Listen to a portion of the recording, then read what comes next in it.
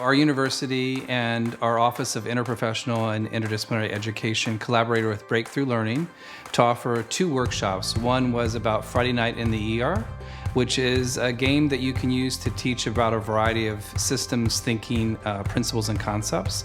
And another workshop involved the use of Metalog Tools to teach teamwork skills to individuals who are trying to improve their teamwork.